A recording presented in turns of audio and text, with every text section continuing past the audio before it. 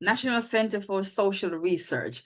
So guys, this is where I'm working at the moment, and I thought I would share the information with those who are out there and are looking for work, because the National Center for Social Research are looking for people. They're looking for freelance interviewers, and so I'm sharing this information with you guys. So are you one of those people, like the plumber that came to my house the other day, that said to me, I thought the statistics that we get from the government, they were all made up figures. I thought you cheeky. Oh my days. So don't be like the plumber. Don't think that they are fictitious numbers. They are not. They are real numbers done by people like me and many others out there doing researches on behalf of the government. And so, which is one of our clients. I'm here to tell you that they are real numbers, as I am a social researcher and work as a freelance interviewer with the National Center for Social Research, shortened as NatCen. So the National Center for Social Research clients includes government, charities, universities, businesses, and so on, just to name a few. If this is your first time on the channel, welcome and great to have you here. I hope this will not be your last. And for those who have not yet subscribed, remember I told you the last time that YouTube told me that 75% of my viewers are not subscribers. And that's not good, because if you're coming here, that means I'm giving you value. And if I'm giving you value, then show me some love. Show me some love, guys. Show me some love. So make sure that you subscribe to the channel and that you reduce the 25%, you reduce the 75% and increase the 25% of subscribers. So again, drop it in the comment section and let me know that Eulyn, you forced my hands and I have subscribed to your channel. You're giving me value, and so it follows reasons that, you know, I should subscribe. Yes, I'll let your conscience be your guide. I won't preach anymore. Right, let's get into information about the National Center for Social Research so you can spread the news. And if you've got friends or family that are interested in looking for a job, or it's a part-time role or full-time role, then they can, check this out and see if it's a right fit for them. Okay, so who is NatCen? So NatCen, or National Center for Social Research, are Britain's largest independent not-for-profit social research organization. For over 50 years, the National Center for Social Research, shortened or abbreviated as NatCen, has been generating evidence that uncovers the reality of people's life in the UK. We engage with and listen to the public, ensuring their voice and experience help to shape the decision and services that affects their lives. So, like I said to you earlier on, I've been working with NatCen. I've been working for 4 months, so since April. Since I was made redundant from my role as a senior management accountant in my last job. I was there for 9.5 years. And my passion has waned for accounts over the years. And I thought to myself that I want to try something new. I want to try something different. Some people are scared of changes, changing their career path after a certain time frame or when they reach a certain age. And I thought to myself, no, I'm going to embrace this and I'm going to try different things. And that's what I have done. And I am loving the opportunity working with NatCen. And so in any role that you work in, you will have transferable skills that you can use in the role as a freelance interviewer at NatCen. Okay, so at NatCen, you get to work on a mixture of different projects, ranging from housing, travel, and health, just to name a few. And I will walk you through some of the surveys that are done. I'll take you to the website in a minute. Like anything else in life, the job has its pros and cons, but overall, if you love interacting and meeting different people, it would be right up your street. The inherent nature of the job facilitates learning about topics that affects our everyday life and inspires social change. So NatCen is saying, work for us, join us and support the important work that we do. By joining us at National Center for Social Research, you will be helping to conduct social research that inspires social change and has the power to make life better. As Britain's leading independent social research organization, we are looking for people who are passionate about contributing to the important work that we do. So I'm saying to you guys, if you are looking for work and thinking of trying something new and different like I did, click on the link in the description below, which I'll put the details in the description below the video, and give NatCen a call or check out their website and see if it's a right fit for you. NatCen is looking to recruit interviewers across the UK. If you know of any family member, friend, or colleague that would be interested in working for NatCen as a freelance interviewer, then I will leave the details in the description below the video. And here, interested applicants can apply via the website. And remember to mention my name. Yes, mention my name as your person that told you about the opportunity to work with NatCen. Yes, I need my credit. Yes, you need to remember to mention my name. Anyway, mention my name in the application form when asked how you heard about NatCen. You can also email or call with any questions using the contact details below. And as I said, I'll put all of this in the description below. That's the website link, straight to the careers section to tell you the availability or the opportunities that they have available in the different areas across the UK. So guys, this is mainly focused on the UK, yeah. So this is mainly focused on people who live in the UK. And then you've got here the email address that you can email to make an inquiry. And you've got the phone number here. I'll put everything in the description below. And then, of course, I've got my name here that make sure that you you put my name in the referred section when they ask you on the application form, how did you hear about them? So don't put you heard about them from Google or YouTube or what's the other job website that's very popular again? Oh my God, I can't remember the website again. Anyway, I can't remember the name of it. Yeah, so don't put that you heard of NatCen from all the Indeed, that's it. All these different job boards or job website. You heard it from me through my YouTube channel. Okay, so remember to give me the credit, mention my name. All right, so that's that. So I'm going to share with you a day in the life of a field worker. That's myself, because I'm a field worker or a field interviewer. So I'm just going to share that with you now. I think I've already got it open, but I put this link in the description below the video as well. Right, I've got it open. So here it is. I'm just going to walk you through very quickly a day in the life of a field interviewer. NatCen interviewer shares their experience in the field. Here you've got, this was published on the 3rd of June this year. And the National Center for Social Research, that's NatCen for short, works hard to engage with underrepresented and difficult to reach groups. And it's here that a field interviewer, that's myself, really help to give the general public a voice.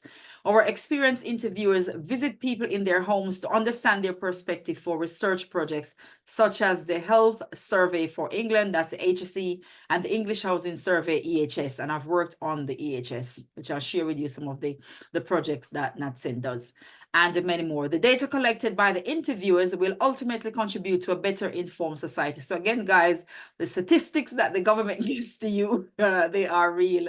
They are real. There are people that carry out that work, and that feeds into the database, and then that feeds into the report or the outcome that you guys get in the different reports that you get. So they are real. What does a typical day looks like in the life of an interviewer? Every day is different for them, for us. They have to interact with a diverse range of individuals. Oh, I tell you, very diverse range indeed. You come across different personalities and different kinds. You could hit your target responses straight away in one day because you've got target that you need to meet, but the next might be the complete opposite. The interview day often looks something like this. So this starts here. You plan your day and your routes, and you bring an umbrella because, as you guys know, in Britain, you have four seasons in one day. Don't laugh. Yeah, don't laugh. You there in the back, don't laugh. Yeah. You're living in a sunshine country. Yeah, we have 4 seasons in one day. Yeah, make sure that if you're here on holiday, you bring your umbrella with you, or your brolly, as we would say. Head out at 11 a.m. to 12 p.m. to avoid peak times. Conduct the interviews, travel to the next location, strategic break to find a bathroom. So guys, I'm telling you, when I started this job, I said to myself, oh, for every location I'm working on, for each project that I'm working on, I either find a pub or a McDonald's in the area, because yes, I have to go to the ladies. You have to find one unless you live close to the area. Otherwise, make sure that you find. So this is a little tip that I'm giving you. If you do end up working for NatCen, after seeing this video, make sure you mention my name. And For any area that you're working in, make sure that as soon as you get to the area, maybe the first or the second day, that you try to scout out a pub or a McDonald's or somewhere that you can go to use the ladies for free. Right, so that's a free tip for you there. Tip is not paid for, Eulyn. It's a tip for you there. Anyway, right. The next one is find the door number in a block of flats, or of course, it's at the top floor. This is meant to be a joke. Or so sometimes, obviously, what they're trying to say is that you're looking for a flat and it's at the top, so you have to climb all those stairs if there's no lift. Hopefully, there's a lift in the complex or the apartment that you're looking for. And you conduct further surveys or interviews, and then you finish at 7 p.m. So in the summertime, as you know, it's nice and bright until about even 9:30. But in the winter, we all know that by 3:30, it's dark. So when they have your finish at 7 p.m., that's in the summer. And even, as I said, up to 8:30. And then, because on Monday, I think I finished minutes to 8, I think. And it was still nice and bright. But in the winter, as you know, you can't finish that late because it's very dark by 3 o'clock. Right, so that's that. What should you consider when gaining cooperation to an interview? Let's start again. What should you consider when gaining cooperation to an interview? With many years of experience conducting field interviews, our interviewers highlight the importance of reading people's faces and body language as an essential skill. Oh, yes. Though you know when someone doesn't want to speak to you and when they shut the door in your face. Some of you probably going to say at this junction, oh my God, this job is not for me because I don't want anybody to shut their door in my face. You do get some nice individuals, but you do get some that you probably caught them on the bad day. And so because you've caught them on the bad day, you may get reaction like these. But what I would say, another tip is try to put yourself in the person's shoe and try to understand that people are going to have bad days. And it all depends on what headspace that you are in that day as well, because you may not be in a good headspace that day as well. And somebody probably, shut their door in their face or say to you that I'm not interested, in a very harsh tone. Just keep it moving. At the end of the day, we're all human beings. Just keep it moving. Try not to take it personal. It's hard sometimes, and I'm speaking from experience. Try not to take it personal and just know that that person may be having a bad day and just keep it moving. The next person may tell you yes, and you meet some nice people. They are happy to do the survey, so happy, invite you in their home and happy to do the survey. And sometimes they even talk too much. And you have to make sure that you're in charge. You're the person that's doing the interview. Sometimes it will get like, people will sidetrack with different little information in between, and they want, chit chat in between, but you have to remember that you're in charge. You're the one that's leading the interview. So try and rein it in and bring it back in. Yeah. So that's another tip as well. It's also important to ask open-ended questions, as you want to avoid the participants saying no. You can always come back another day. So if they are, and don't try and push for a yes. If they are having a bad day, or if you can sense that, they're not interested at the moment, just, use wisdom. Yeah, that's the right word. Use wisdom and gauge it accordingly. And if they are probably just coming from work, like on Monday, the guy just came in from work and he just came through the door, and I'm like, I just quickly said, I can see that you just came from work. I know you're tired and you want to go and eat your dinner. That's okay. I'm not going to keep you long. And you just quickly run through things and say, I can come back another day. Don't try and push for a yes, because you may get a final no, and that's it. Just try and put yourself in the person's shoe.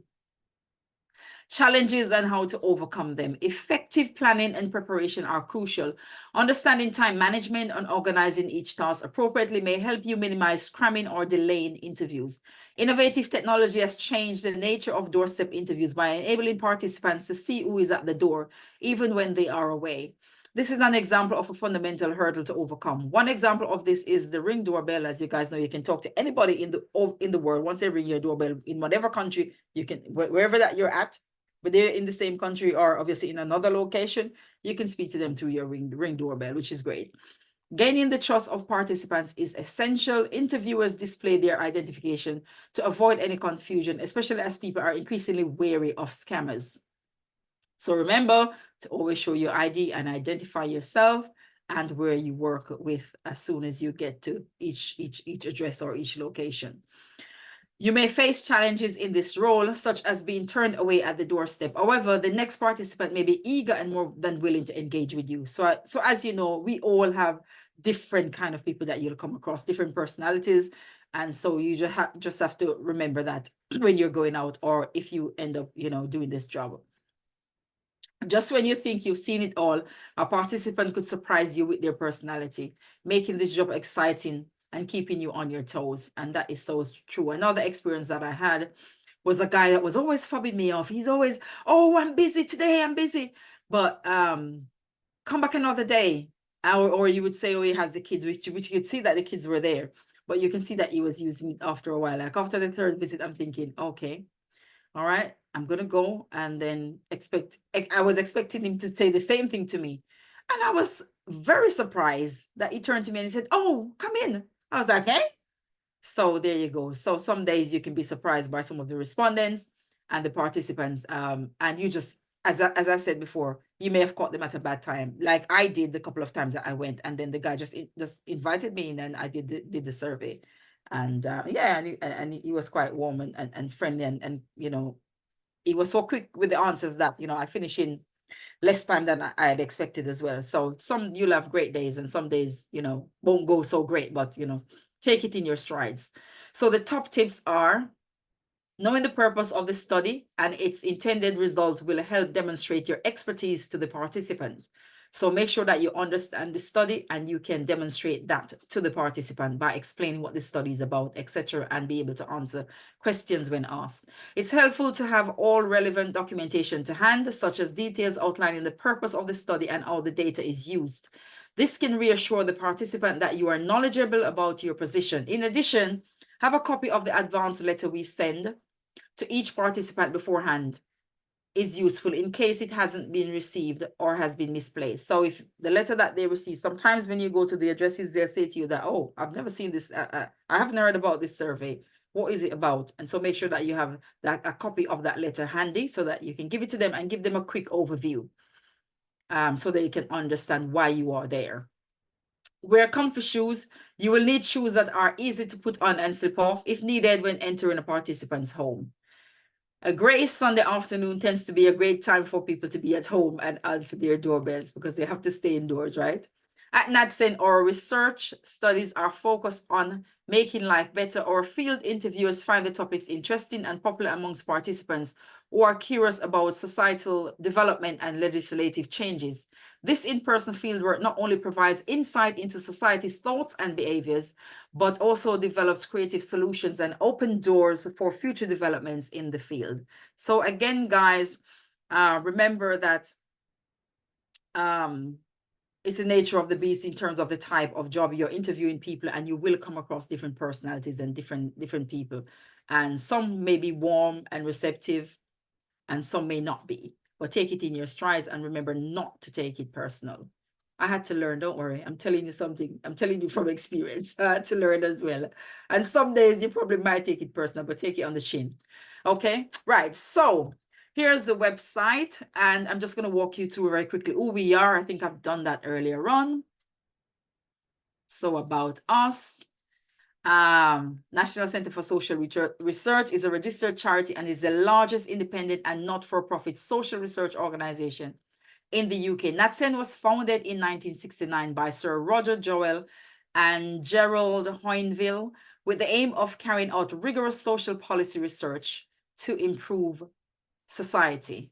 So I'll leave you guys to check out the website. I'll put the link in the description below so you can check out the website. I'm just going to briefly walk you through the different headings. So in terms of what we do, our expertise and what we do, we are a not-for-profit, independent and trusted social research organization with an excellent track record in surveys and policy research. Our research and what it covers, I'm just going to walk you through that quickly. Browse our latest publications. So these are the different publications and some of the researches that we've done. And this report came out in August the 5th, which was recently, because today is the 8th.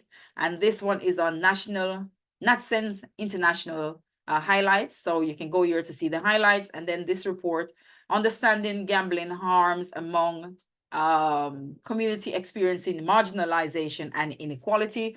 Then another project, you've got supporting early language in nursery. So these are all the different reports, surveys that we do. And then this is the final outcome that's put together in the report format. Then you've got final annual gambling survey for Great Britain's published. Then you've got evaluation of Let's Read Fluently catch-up model. So these are all the different surveys. And I've worked on this one, the English housing survey. Then you've got the Scottish social attitudes in 2023. So as I said, these are some of the surveys that we've done, and the reports are here for you to read. And I think the other one that I'm working on at the moment is on this page. Oh, maybe it's on page 3. I'm just going to share it with you, the one that I'm working on at the moment, National Travel Survey. So this is what I'm working on at the moment. So guys, so that's it. I think there's something else I wanted to share with you. Let me go over here and go to events. But I think that's it anyway. I think the video is long enough. Is more than enough now, because I think it's gone over probably 10 minutes. In terms of events, you can check out the website. You can check out the website. I'll put the link in the description below so you can check out the website for yourself. And again, just before I go, if you're interested in working for the National Center for Social Research, I'll put everything in the description below for you. And remember, who told you about NatCen? Yes, Eulyn. Make sure that you put me as your referral. Thank you, guys, and thank you for your time. There's nothing that you're going through today that you and God can get through together. You're great, you're awesome, you're wonderful. You know that. You don't need me to tell you. Look after you, and I'll catch you in the next video. Take care. God bless you. Bye-bye.